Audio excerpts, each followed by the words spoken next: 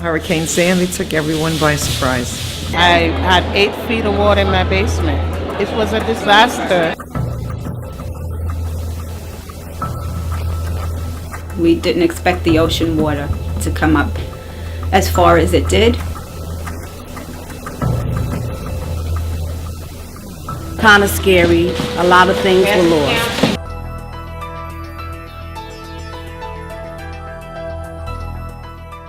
Hurricane Sandy's disaster is on the scale of other recent natural disasters, such as Hurricane Katrina, the tsunami in Japan, the earthquake in Haiti, and of course, last year's storm, Hurricane Irene.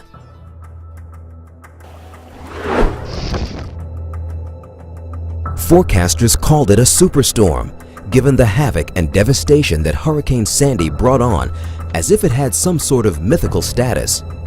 But it was all too real, both in terms of the human despair and economic hardship that swept through the tri-state area. And of course, there were the blistering wounds to our city's infrastructure, failing and collapsing in the wake of the storm. The damage to New York's utilities, roads, municipal buildings, hospitals, and even DC-37's own headquarters may take months to repair. With estimated losses of nearly $50 billion, Hurricane Sandy can have a long-range effect on the city's economic growth. So many lives were permanently scarred or lost, and countless dreams and memories simply had perished. Yes, Sandy was a superstorm, but if there is a silver lining in this hurricane's dark cloud, it is this. The storm's massive strength was outlasted and outmatched by the wondrous human spirit seeking to rebuild and wanting to help. It's a spirit and sense of heroic best defined by the actions and passion of Local 372's members. Members like Annette Welcome, a parent coordinator with Local 372.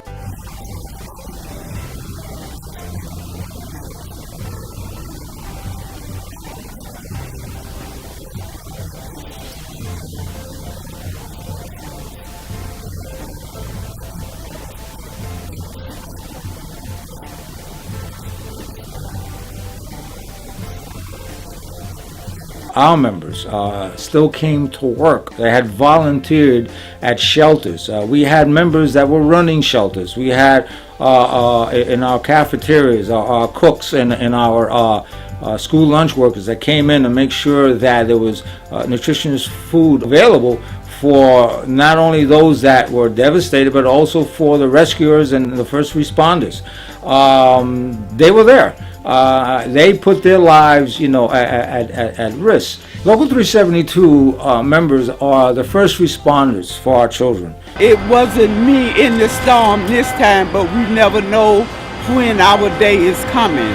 So I want to be able to give back. And that's what Local 372 members did during Sandy.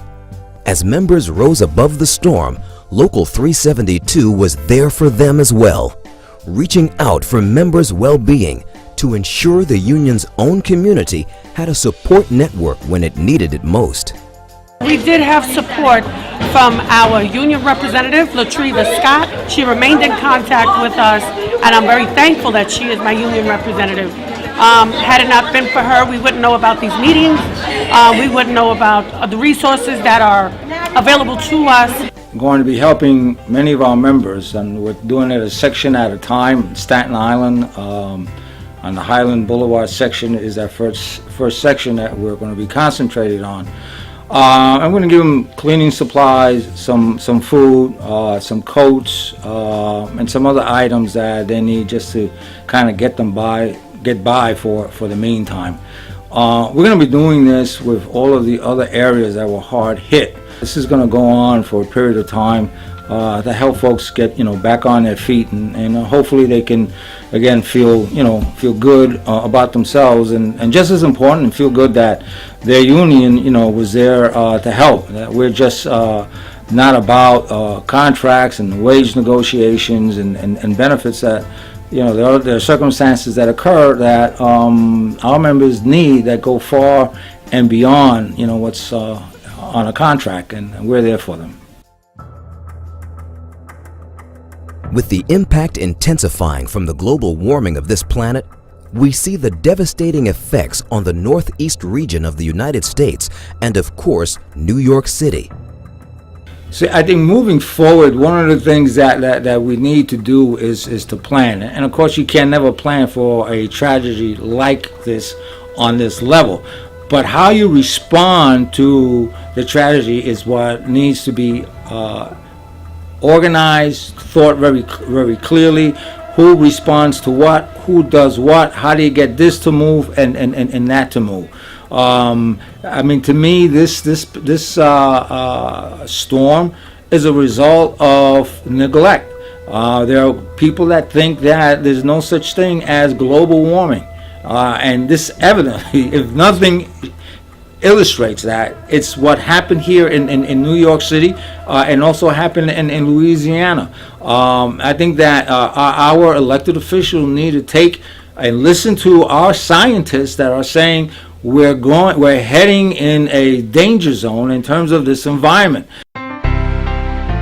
Local 372 will identify and support legislation that protects and safeguards members affected by these regional and other natural disasters.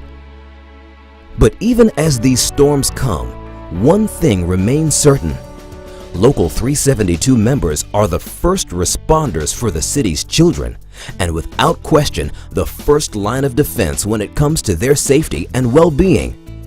And in the aftermath of Sandy, union members did that job so much more, reaching out to make a difference to fellow members and the city they all serve.